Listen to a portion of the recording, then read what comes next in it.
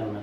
नवीन पिढीने सावंतवाडी दोडामार्ग तालुका म्हणजे काय, सावंतवाडी दोडामार्ग तालुका म्हणजे तळ कोकण ज्याला आम्ही म्हणतो, बागायतीने नटलेलं कोकण आपल्याला ठेवायचं आहे. आता भले मोठे रोड आपल्याला काय आवश्यकता आहे, भल्या मोठ्या मायनिंगची आपल्याला काय इथे आवश्यकता आहे.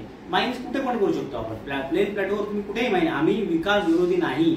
आम्हाला रस्ते हवेत, आम्हाला धरणं हवीत, आम्हाला लोहमार्ग हवेत, रेल्वेला आम्ही विरोध नाही केला. अजूनही हरित प्रकल्प हवे आहेत.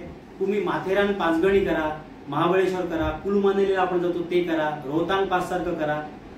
खूप काही गुलमर्ग सोनमर्ग होऊ शकते. इथे फक्त बर्फ पडत नाहीये, बाकी निसर्ग सौंदर्य तेच आहे.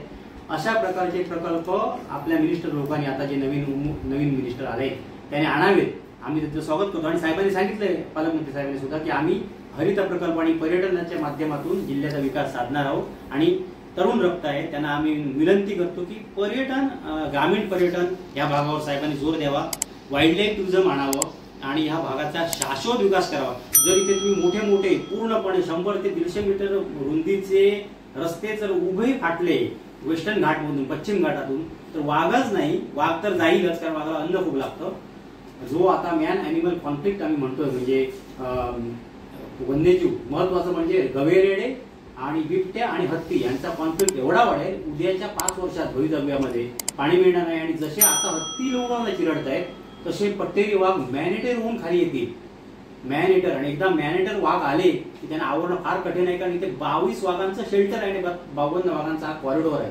त्यामुळे अशा प्रकारचं जर हे बिबटे किती आहे हे आपल्याला संख्येने माहिती नाही, तर काय प्रसंग निर्माण होईल बघा.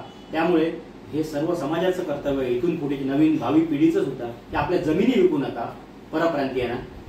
तिथे मोठमोठे प्रोजेक्ट, तुमचे वसाहतीचे प्रोजेक्ट आणू नका.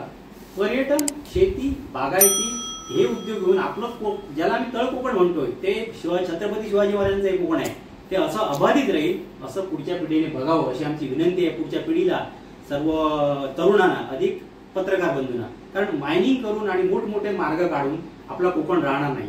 ते काही प्लेन प्लॅटोवरचं काही कर्तृत्व त्यांनी हे सगळं पटलावर घेतलं, वाघाचं अस्तित्व.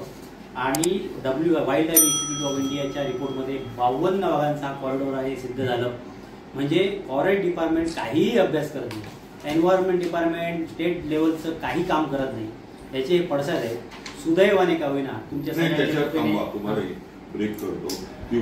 Wild life institute of India report Punjabi Girish Punjabi सगळ्यांनी सहकार्य